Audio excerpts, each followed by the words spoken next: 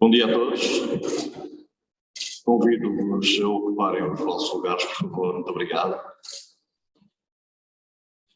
Sob a presidência da Ministra da Agricultura, Virgínia Antunes, vai ter início a sessão de apresentação das conclusões do estudo PNR Regadio 2030 e lançamento dos novos avisos no âmbito da concretização do Plano Nacional de Regadios.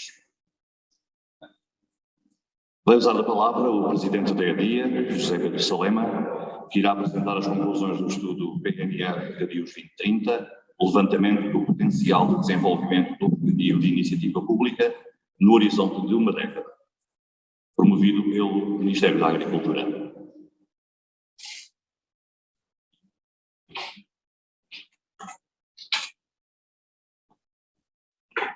Muito bom dia, Sra. Ministra, muito bom dia, seja bem-vinda. Sr. Presidente da Câmara de Portel, Sr. Deputado, Srs. Diretores-Gerais, caríssimos colegas e amigos. Sejam bem-vindos à Alqueva, sejam bem-vindos à Estação Elevatória número 2 do Monte Novo.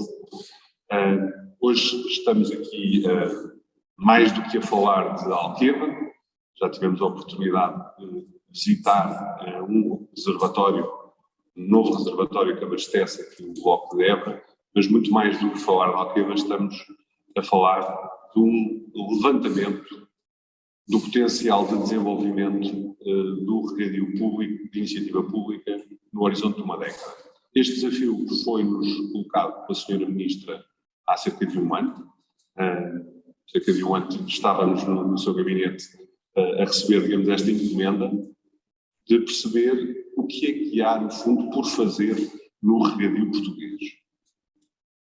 Este trabalho, então, foi decidido que seria um trabalho de levantamento, portanto, mais do que de identificação dos projetos que efetivamente se vão concretizar. Nós fizemos um trabalho de levantamento de todos os projetos, todas as intenções de investimento que estão distribuídas pelo território, que não estão concentradas só no Ministério e nos serviços do Ministério, estão também nas autarquias, nas comunidades intermunicipais, nas associações de regantes. Portanto, todas as entidades que lidam com o regadio têm ambições, gostavam de ver concretizadas, e nós fomos conhecê-las e tentar caracterizá-las. Primeiro começámos por dividir entre novos regadios, por um lado, e reabilitação e modernização por outro. Fizemos uma análise a nível regional, portanto, o nível de análise foi o das DRAPs, das Direções Regionais de Agricultura e Pescas. Tentámos caracterizar estas iniciativas em várias dimensões e tipologias, e o trabalho foi coordenado pela EDIA, mas de facto contou com uma ajuda inestimável de todos os serviços do Ministério da Agricultura, em particular da DGAD, da Sr. Diretor-Geral, que agradeço a saúde, mas das DRAPs, que está aqui o Sr. Diretor Regional do Alentejo. Todas as DRAPs foram visitadas e deram um contributo inestimável. Ainda o IFAP, que também está aqui o Sr. Presidente, de Saúde, e da Autoridade de Gestão do PDR, que passaram informação essencial das candidaturas, portanto, dos projetos que já estão mais maduros, digamos assim, mas estão mais prontos, que já apresentaram até uma candidatura a uma qualquer linha de financiamento. Portanto, essa informação foi também compilada. Optou-se por um trabalho com alguma extensão, porque não quisemos deixar de fazer uma caracterização do país, uma caracterização do regadio nacional, das regiões, das questões dos solos, do clima, da orografia, da hidrografia, e portanto o trabalho ficou com alguma extensão, mas achamos que era essencial também fazer essa compilação para depois partir para a classificação das várias iniciativas. Numa primeira análise, entendemos que a maturidade seria um critério muito interessante para classificar esses projetos, mas depois comentando ou trabalhando também com a Sra. Ministra e com o Gabinete, percebemos que tínhamos que ir muito mais longe do que isso. Não podíamos matar à partida intenções só porque estavam pouco desenvolvidas. Portanto, devíamos identificar todos esses projetos e identificar também perspectivas que podiam classificá-los e perceber se teriam pernas para andar ou não. E depois temos umas conclusões. Muito rapidamente, e alguns números do regadio português, são cerca de 500 mil hectares regados, 562 mil, de acordo com o último recenseamento geral agrícola, que representa cerca de 15% da superfície agrícola útil nacional. Outro dado muito importante do regadio, e que gostamos de sublinhar, é que a criação de riqueza no regadio é estatisticamente 6 vezes maior por unidade de área do que é no sequeiro. E esses casos, essa verdade estatística, nós conhecemos casos aqui na nossa realidade que ainda é mais expressiva essa diferença. Pode ser de 15 a 20 vezes maior a criação de riqueza, face naturalmente à situação de referência e à cultura que se instala. Há, por outro lado, uma tendência para um uso eficiente da água, cada vez maior. Portanto, há muitas iniciativas, a muitos níveis, que mostram que há esse esforço do lado da agricultura de baixar a sua utilização da água, principalmente reduzindo o desperdício, e isso atesta-se pela diminuição da dotação média, que tem baixado sistematicamente dos 10 mil metros cúbicos há uns anos atrás, ou há algumas décadas atrás, para cerca de 4 mil metros cúbicos por hectare atualmente. Por outro lado, o regadio é essencial na complementariedade dos sistemas de sequeiro, portanto, há muitas explorações que não precisam de ser só regadio ou só sequeiro, podem ter um pouco de regadio dentro do sequeiro, e esse regadio é muito, muito importante para o equilíbrio e até para a harmonia de funcionamento da exploração agrícola. O recurso água é estrutural e é fundamental para a sustentabilidade, para a resiliência e em particular no país, e eu ainda ontem estava num evento da Comissão Europeia sobre Farm Data, portanto sobre dados, e ia falar sobre estas coisas, os colegas europeus falavam, não, mas vocês em regadio em Portugal, de facto, vocês não têm água no verão, não chove no verão. Toda a gente conhece esta realidade do país, não é? Um clima mediterrâneo, não há água no verão e, portanto, o regadio tem em Portugal um papel completamente fundamental. Os números que referi há pouco, portanto, há uma área irrigável de 626 mil hectares, sensivelmente 40% em regadios coletivos públicos e outra metade em regadios individuais, e as culturas aqui, uma distribuição das culturas, portanto, da ocupação, efetivamente, desses regadios. Estamos em cerca de metade de culturas permanentes, culturas anuais. O quadro-chave do nosso trabalho é este. Tem muita informação, mas há até umas folhas que temos depois de distribuir com este quadro, porque condensa o número de projetos, portanto, o número de intenções que foram identificadas, qual é que é a área que esse projeto representa, quer para projetos novos, estas duas primeiras colunas são para projetos novos, quer para aproveitamentos existentes. E depois estas duas primeiras colunas para dar um bocadinho de referência do que é a área global daquela região face às intenções. Para perceber que estes números podem ser muito significativos, mas temos aqui uma área da região que é muito maior e uma superfície agrícola útil, portanto mais significativo, também muito relevante.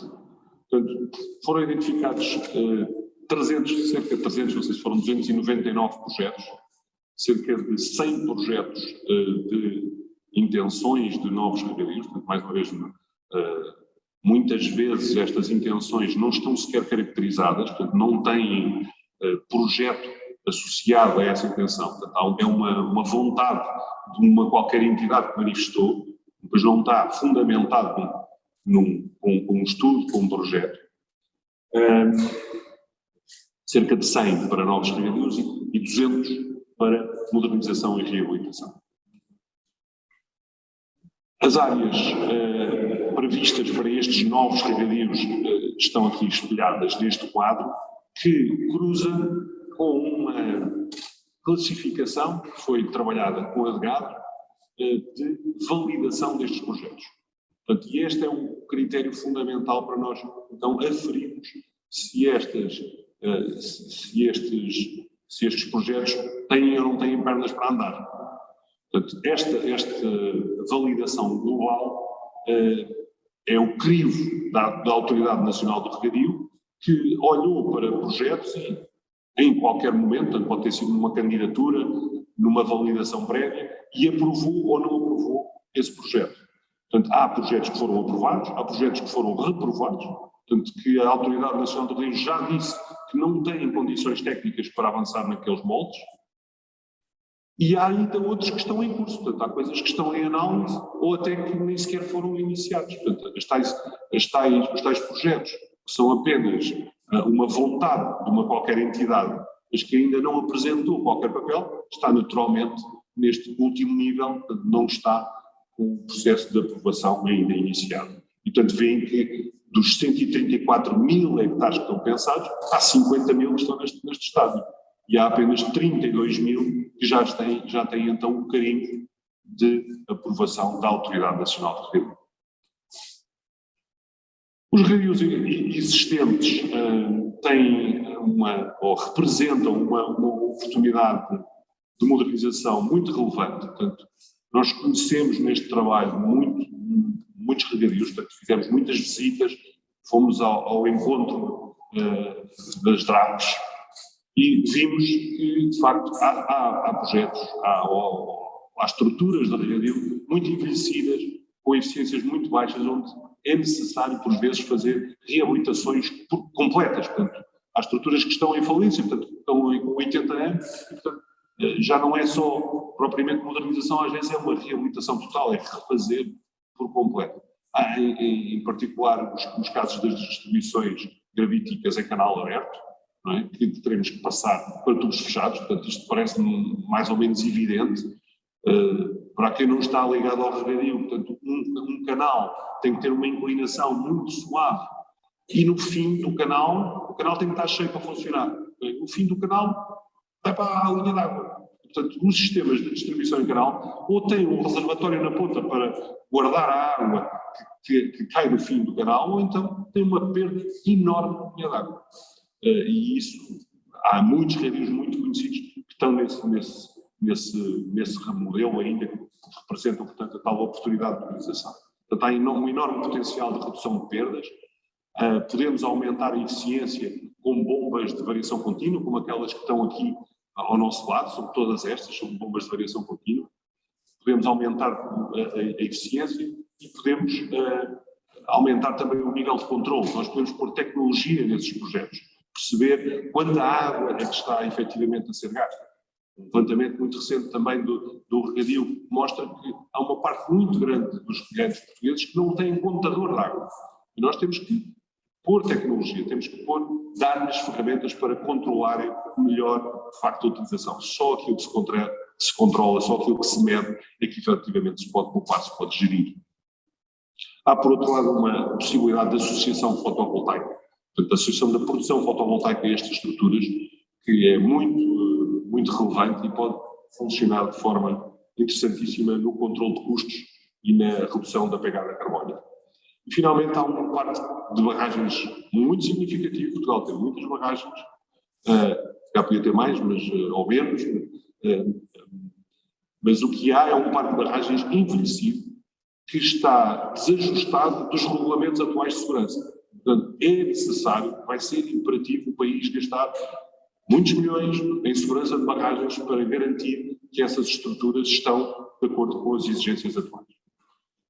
Por outro lado, dos novos regadios. Os novos regadios representam um contributo muito grande para o aumento da criação de riqueza. Portanto, estas áreas que nós hoje vimos, daqui a 2 anos vão estar em plena produção, vão estar a produzir recordes de produção, por exemplo, da amêndoa. Vamos assistir, provavelmente, já este ano e nos próximos anos, vamos assistir recordes sucessivos de produção de algumas culturas por causa destas novas áreas, por causa destas novas plantações, com criação de emprego, com fixação de populações. Portanto, há uma possibilidade de termos aproveitamentos de fins múltiplos, portanto, de ter o regadio a servir várias funções, de garantir o abastecimento industrial, de combater acessos, de criar faixas de naturalização ou também de fotovoltaico associada a isto. A sustentabilidade também é outro ponto forte e que muitas vezes está em cima da agenda, no topo da agenda. O que mostramos e sabemos é que é possível ter regadio sustentável. Isso é uma mensagem muito forte que resulta do trabalho. É possível ter regadio sustentável. Nós podemos compatibilizar com boas práticas agroecológicas, nós podemos compatibilizar o regadio moderno, produtivo, intensivo, no sentido que utiliza muitos fatores de produção, mas tem altas produtividades. Nós podemos garantir que essa atividade é compatível com a preservação dos valores ambientais.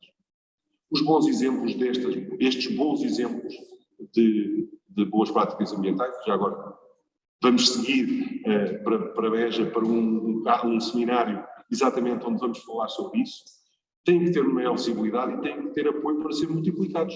Se nós defendermos estas práticas, então temos que os multiplicar.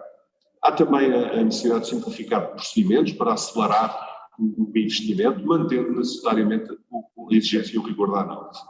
Há uma tendência para a profissionalização das infraestruturas, portanto, não podemos ter amadorismos, não podemos ter estruturas complicadas geridas de forma amadora, portanto precisamos de profissionalização na gestão e temos que ter tarifários que fomentem o uso eficiente da água.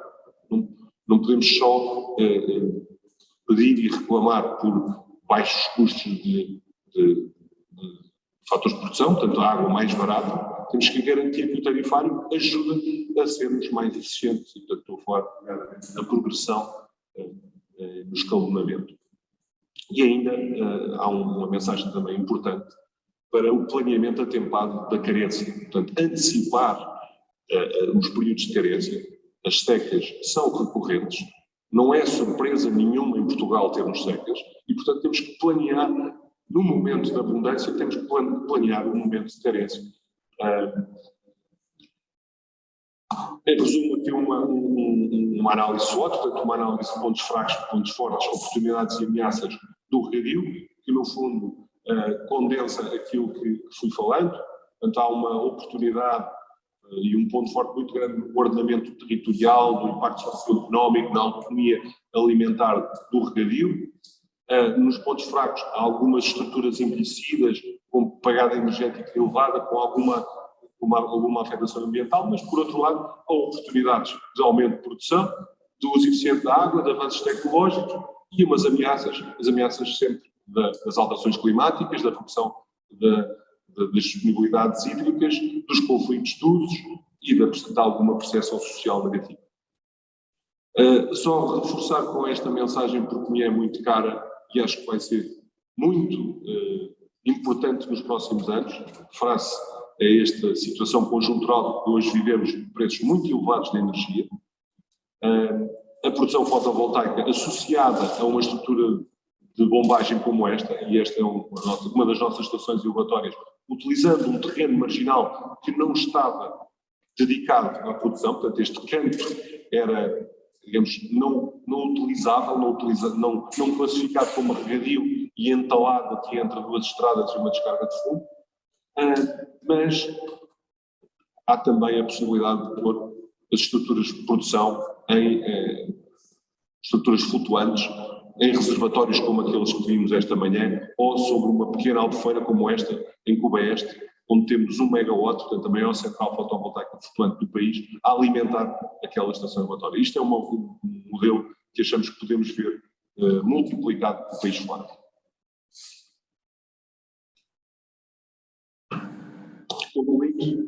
O regadio em Portugal é um instrumento de ordenamento do território, tem um forte impacto económico, pode dar um contributo muito importante para a autonomia alimentar do país, cria emprego, fixa a população em zonas rurais, combate a desertificação física e a desertificação social, é uma forma de adaptação às alterações climáticas e representa uma oportunidade de mitigação também com a associação ao fotovoltaico.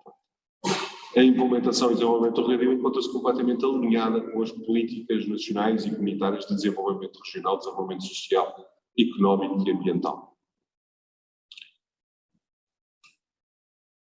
E também com esta mensagem que é do Programa Nacional de Regadios, regadio eficiente, agricultura sustentável, de uma forma muito assertiva, digamos assim, e uma mensagem muito forte para este trabalho, é de facto esta mensagem que é possível, com regadio eficiente, termos uma agricultura sustentável. E agora vou passar um vídeo do Programa Nacional de Regadios, que mostra um bocadinho o que é que está a ser feito e vai ser feito, e depois convido a Sra. Ministra a fazer a sua apresentação.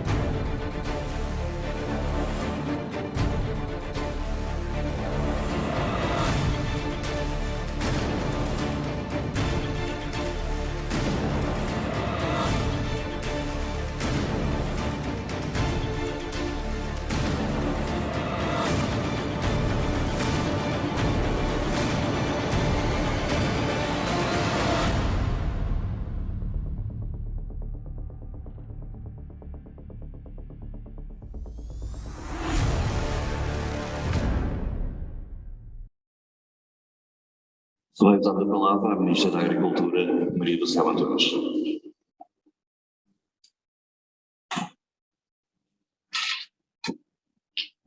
Então, bom dia a todas e a todos. Eu queria começar por cumprimentar o Sr. Presidente da Câmara de Portel, aqui na dupla qualidade de também Presidente da ATLA Lagoa Alqueva. Muito obrigada pela sua presença. Cumprimentar o Sr. Deputado Norberto Patinho.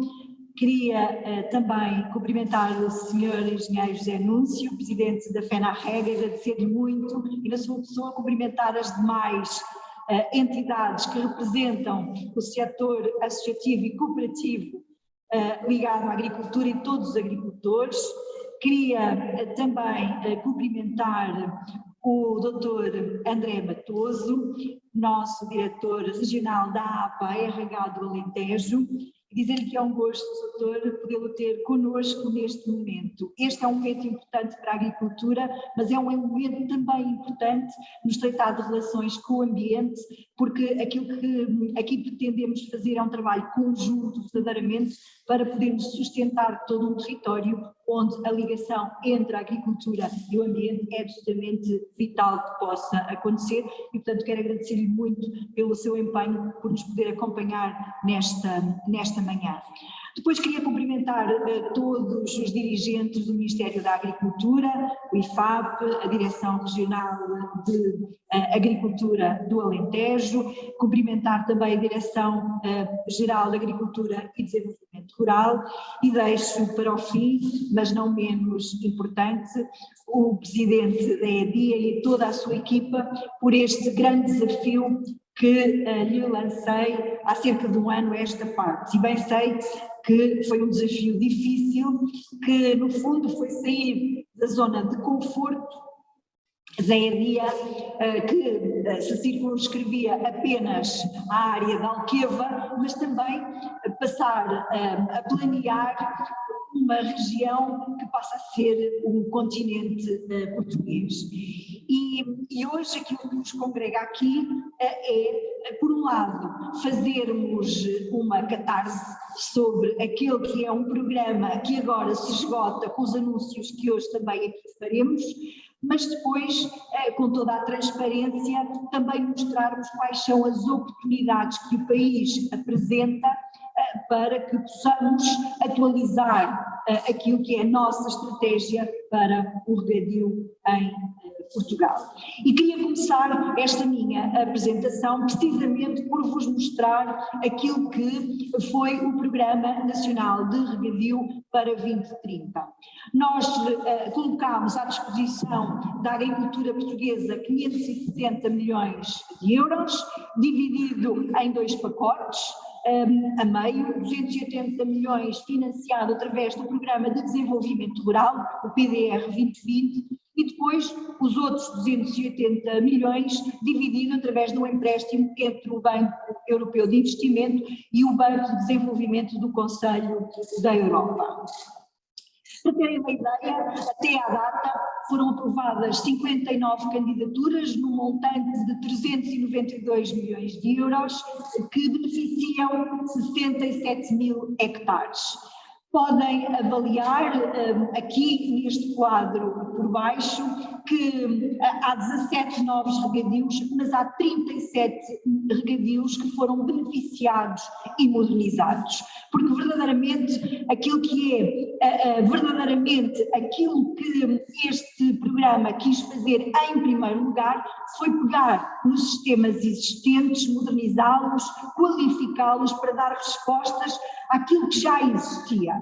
E, portanto, podem ter não só acesso às áreas, que são basicamente iguais, à volta dos 30 mil hectares, como o investimento, inevitavelmente, é maior na construção de novos regadios e menor nos investimentos na reabilitação e modernização. Mas também, como dizia o engenheiro Salema, há aqui uma tentativa de instalar painéis fotovoltaicos para podermos capacitar estes sistemas para serem autossuficientes na produção de energia, para que a energia não seja um fator acrescido nos custos para a manutenção destes sistemas de regadio. Também para terem uma ideia, porque muitas vezes de forma errada fala-se do Programa Nacional de Regadio como estando a beneficiar apenas uma parte do nosso país, e este quadro espelha bem, não só em termos de área, como também em termos do investimento que está distribuído basicamente em todo o país, e é o país que está a beneficiar verdadeiramente com este Programa Nacional de Investimento.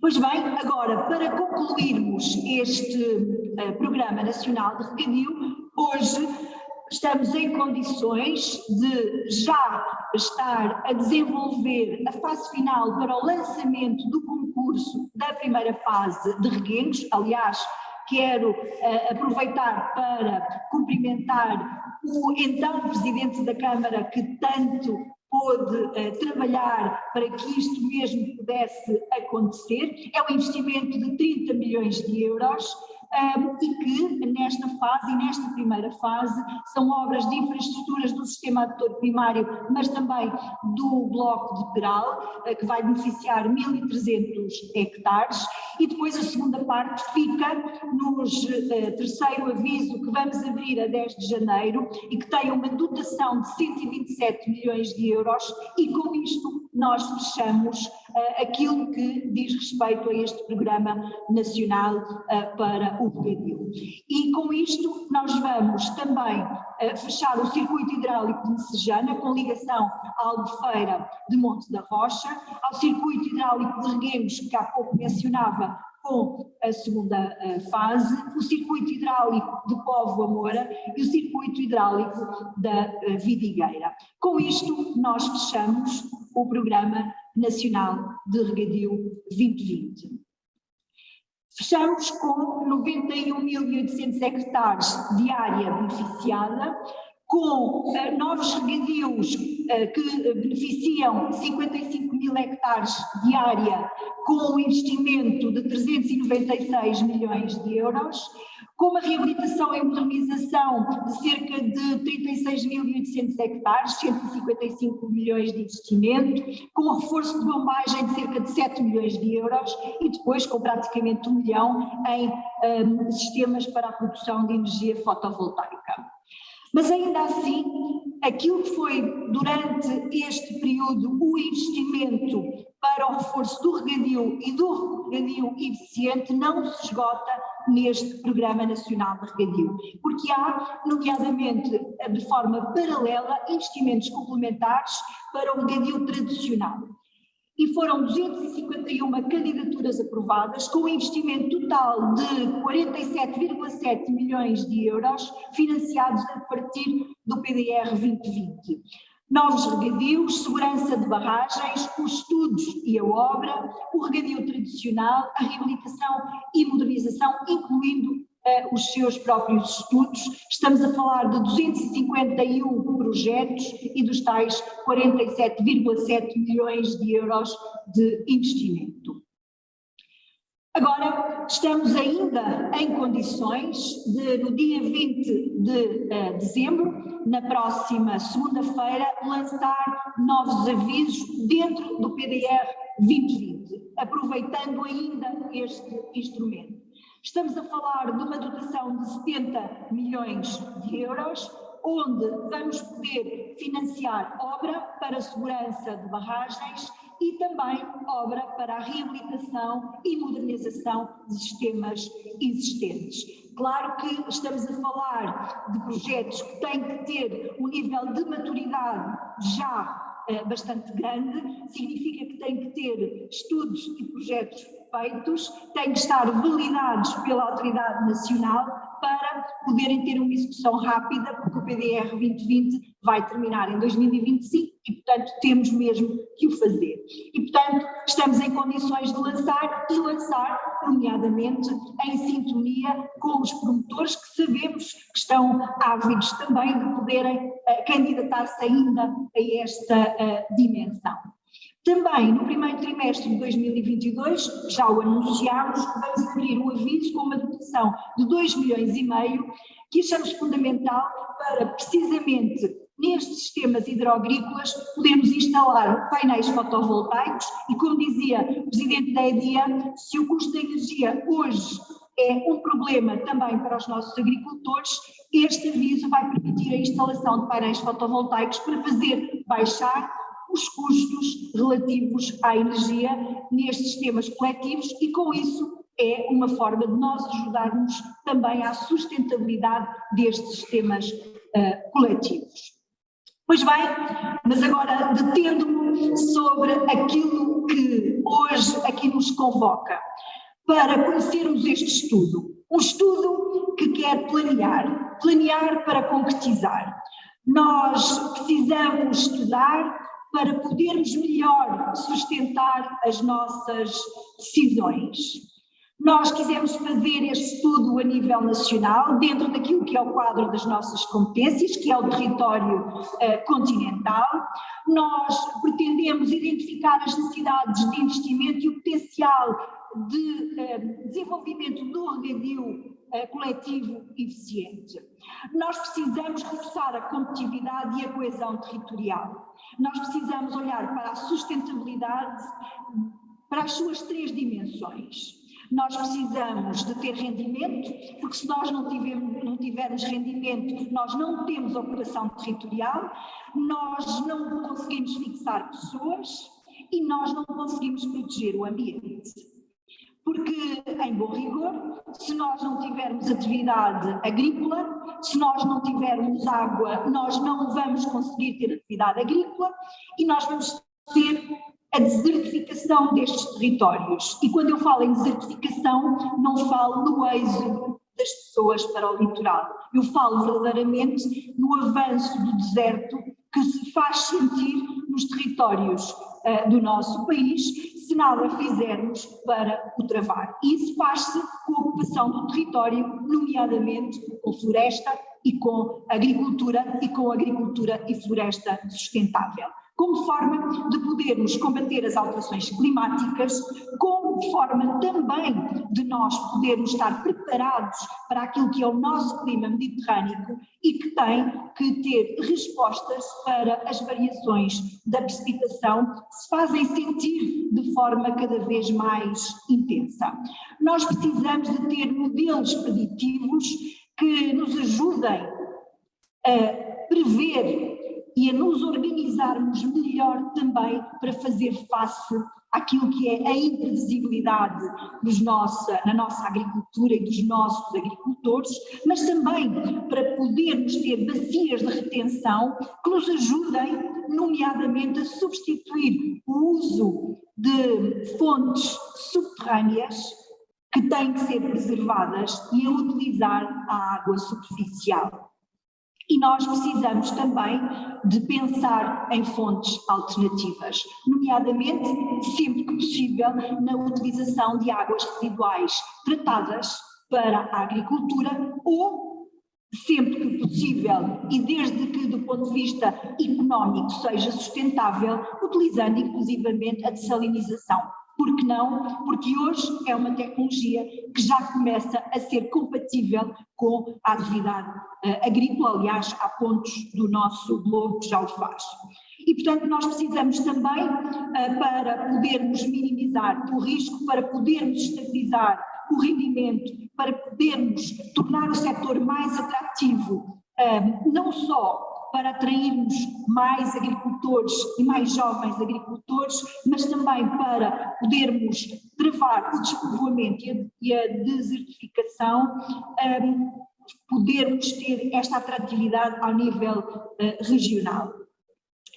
E queria dizer-vos que este nosso esforço neste levantamento também é corroborado por aquilo que entendemos que já está previsto, nomeadamente no programa que agora terminamos com estes avisos que lançamos, como também está previsto no Plano de Recuperação e Resiliência, quando inscrevemos a barragem do Pisão com a respectiva rede de rega ou os mecanismos para aumentarmos a eficiência hídrica no Algarve, onde sabemos todos que a resiliência para combatermos as alterações climáticas e mitigarmos os seus efeitos passa por modernizarmos os regadios existentes e, quando possível, construirmos novos regadios. E foi por isso que encomendamos, permitam-me que diga desta maneira, este estudo. Porque, em primeiro lugar, nós queremos transformar os regadios tradicionais, que muitas vezes estão obsoletos, que perdem água, em regadios modernos, com tecnologia, de forma mais eficiente, para podermos regar mais com menos, utilizando tecnologia de ponta, uma agricultura de precisão. Porque, em bom rigor, o agricultor é o primeiro que quer fazer isto. O agricultor é o primeiro que devolve à terra a água que usa. Eu lembro que, quando comparamos a qualidade das massas de água subterrâneas em Portugal, na quantidade de nitratos, quando comparamos com a média das mesmas massas de água ao nível europeu, em Portugal, na última década, foi o que mais baixou em relação à média da Europa. E isto é um esforço também dos nossos agricultores. Mas queria deter-me sobre algumas das nossas intenções com este estudo que nos mostra isto mesmo, nomeadamente no Norte, onde tendencialmente nós vamos ter que investir em novos sistemas coletivos de regadio, assim como no Centro, mas no Centro junta-se a dimensão da modernização, porque existem bastantes sistemas antigos e obsoletos.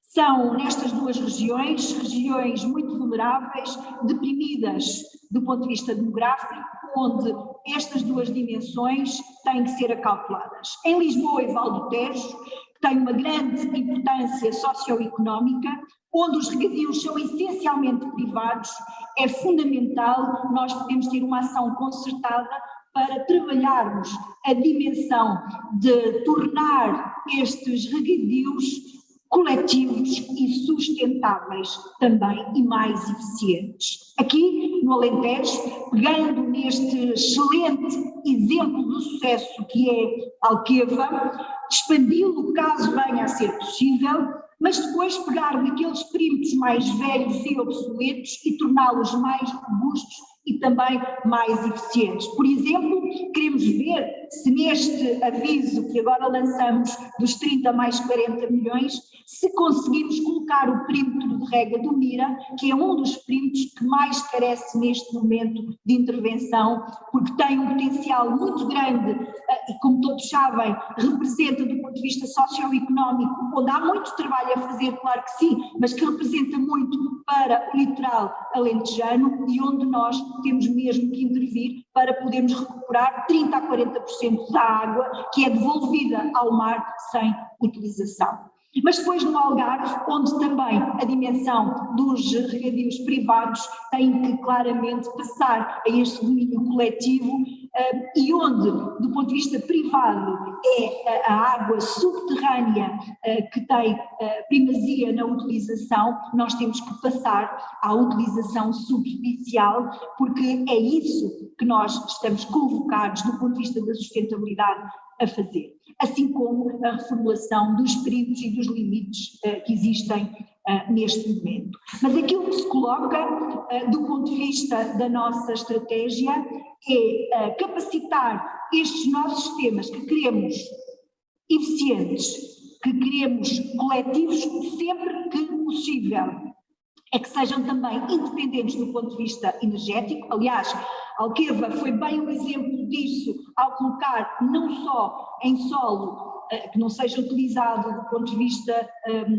agrícola, mas também em plataformas flutuantes, painéis fotovoltaicos, e nós temos que apostar muito nisso mesmo, utilizar sistemas de fins múltiplos, porque a resposta que damos à agricultura temos que dar também para o abastecimento público ou industrial, temos que dar resposta para o combate aos incêndios florestais, para as faixas de renaturização, para atividades de lazer ou para a produção de energia, nomeadamente para podermos abastecer as nossas comunidades de energia que queremos lançar na comunidade agrícola o mais rápido possível.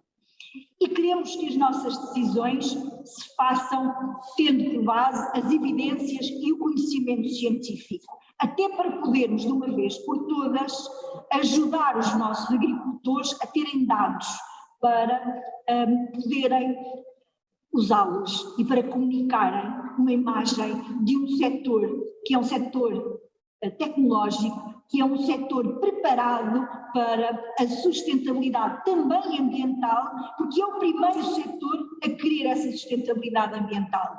Porque o agricultor, se não tiver um solo capaz, se não tiver água em qualidade e quantidade nunca vai produzir e, portanto, nunca terá rendimento. E, portanto, esta é a condição de base e o agricultor é o primeiro a querer fazê-lo. E nós, administração, e nós, governo, somos apenas o promotor das políticas públicas para, efetivamente, colocar esta ignição ao serviço do setor.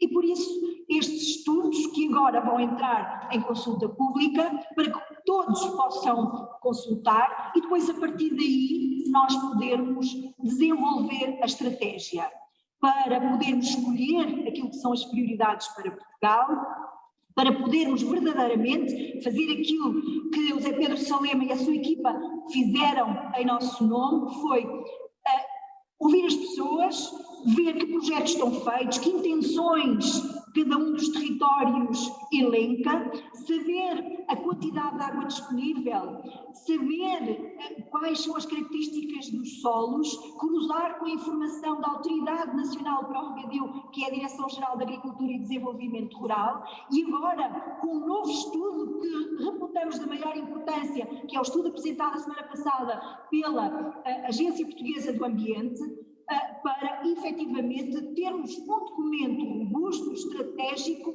que nos conduza na próxima década. Até porque, permitam que conclua dizendo o seguinte: nós precisamos de estabelecer a nível nacional uma entidade que trabalhe o regadio, assim como a EDIA o tem feito para aqui Alqueva. Nós precisamos de trabalhar esta dimensão a nível nacional, porque só assim nós vamos ter um regadio coletivo que corresponda a um paradigma de futuro que passa por ser um regadio coletivo, eficiente, baseado em tecnologia, em conhecimento e nos altos padrões que todos nós acreditamos, que cruze a dimensão da sustentabilidade ambiental, social e económica. E quero-vos dizer também que o plano estratégico da PAC, que acabou recentemente a consulta pública,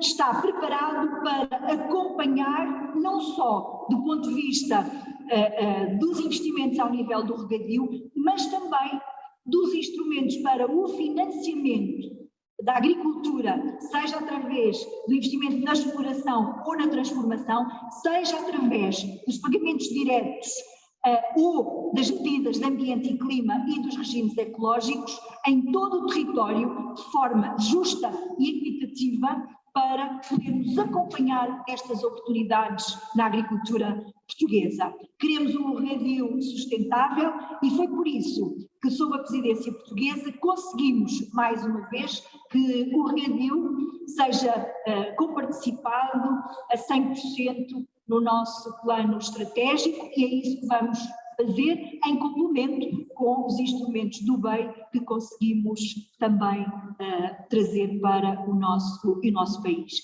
E, portanto, eu quero concluir agradecendo o trabalho da EDIA, agradecendo a vossa presença e também reiterando o nosso compromisso para podermos continuar a trabalhar. Lançamos agora a consulta pública para desenvolvermos este trabalho conjunto que não se esgota, mas queremos fazê-lo com toda a transparência para construirmos a melhor estratégia, o melhor plano para efetivamente termos um plano que nos siga, que nos oriente durante os próximos 10 anos e que, com base nisso, a agricultura portuguesa tenha um norte e que saiba que um dos fatores que é decisivo neste nosso clima mediterrâneo, que é a quantidade e a qualidade da água disponível, seja um fator distintivo para orientar aquilo que são os seus desígnios. Muito obrigada a todos e felicidades.